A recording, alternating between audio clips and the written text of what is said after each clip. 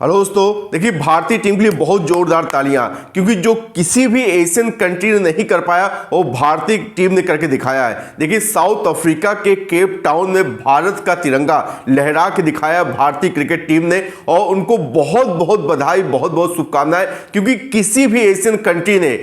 Asian country में south Africa में जाकर केप टाउन में कभी भी मुकाबले जीते नहीं है, और आज हिस्टोरिकल जीत हासिल किया है रोहित शर्मा की कप्तानी में, जहां पे भारतीय टीम ने यह जीत मुमकिन किया है। जो असंभव, एक प्रकार का असंभव किला था जिसको भेदना किसी भी एशियन कंट्री के लिए मुमकिन नहीं था, उस भारतीय टीम ने उस किले को फांदा है, उस किले को तोड़ के आगे बढ़ा है, और बेमिसाल बेहिसाब जिस तरह से चीजें घटित हुई है उसको लेकर भारतीय टीम को बहुत बहुत कामयाबी। लेकिन सबसे बड़ी बात है भारतीय टीम के जो जीत का सूत्रधार है वो कौन है। देखिए जब भारतीय टीम पहले मुकाबले में सेंचुरियन में जहां पे एक पारी 32 रन से हारी, वहां पे उस पहले मुकाबले में भारतीय टीम का जो एटीट्यूड था, जो बॉडी लैंग्वेज था, जो विश्वास था, जो सेल्फ विश्वास था, ये सब कुछ डामल डोल था। मतलब कि कुछ भी समझ से बाहर तक, ना कप्तानी समझ में आ रही थी, ना वहां फील्डिंग समझ में आ रही थी, ना बॉलिंग समझ में आ रही थी, ना बैटिंग समझ में आ रही थी। लेकिन सबसे बड़ी बात है जब उस मुकाबले में हार पड़ी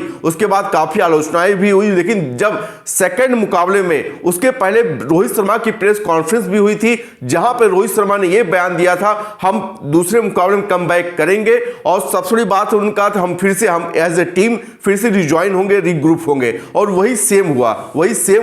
लेकिन सबसे बड़ी बात है इसमें विराट कोहली जो फॉर्मर कैप्टन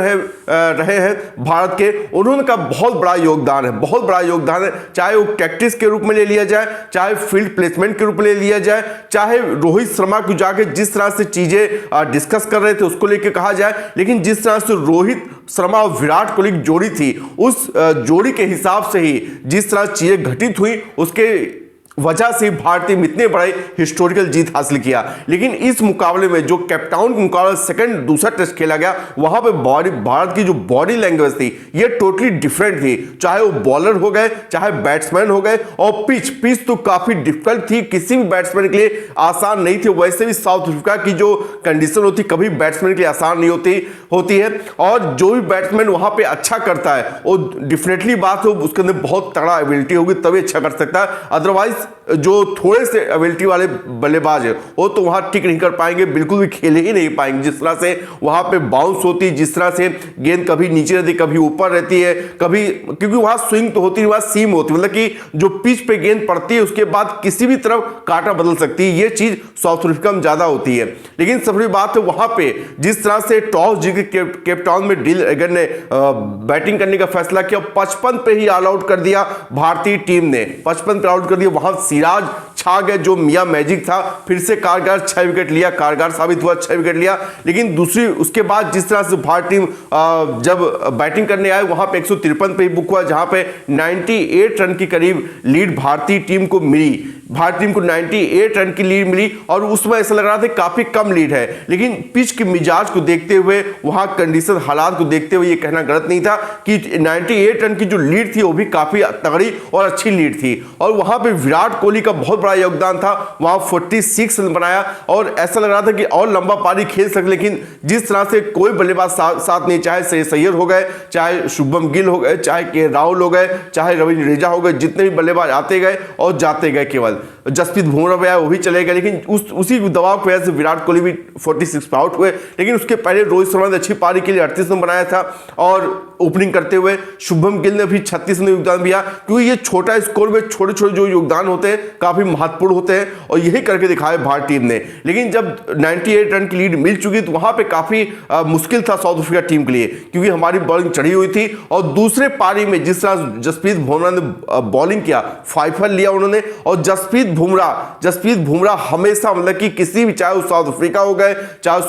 ऑस्ट्रेलिया हो गए, चाहे न्यूजीलैंड हो गया, इंग्लैंड हो गया, कहीं भी जाकर किसी भी परिस्थिति में बहुत कमाल और धारदार बॉलिंग कर सकते हैं। आज फिर से उन्होंने अपनी कमाल बॉलिंग करके सबका मन जो है मोहित कर लिया है जसप्रीत बुमराह ने, और 5 रन लिया। आज बहुत बहुत बधाई जसप्रीत बुमराह को। वहां पे गेम काफी सेट हुआ, लेकिन एडम मार्करम जितनी तारीफ करो कम है, क्योंकि कोई बल्लेबाज वहां टिक नहीं पाया, लेकिन एडम मार्करम ने शानदार सेंचुरी लगाया, और उनको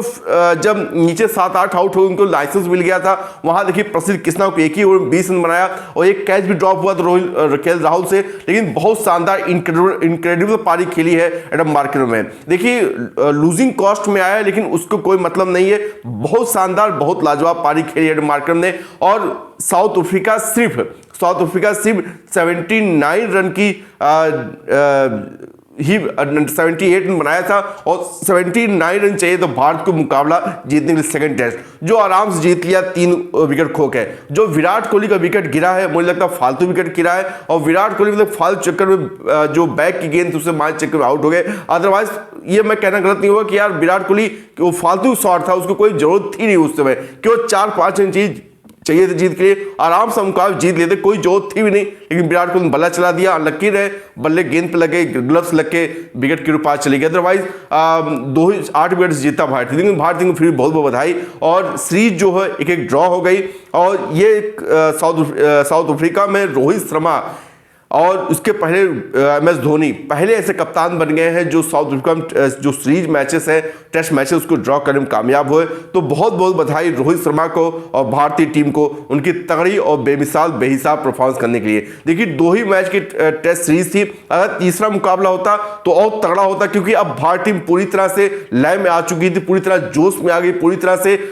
होशो हवास में आ चुकी थी। यहाँ पे भारतीय टीम को हराना मुश्किल था, लेकिन फिर भी 2 ही मैच की सीरीज थी, क्या कर सकते हैं, बस 1-1 से मैच ड्रॉ हो गया। बहुत बधाई भाई टीम को।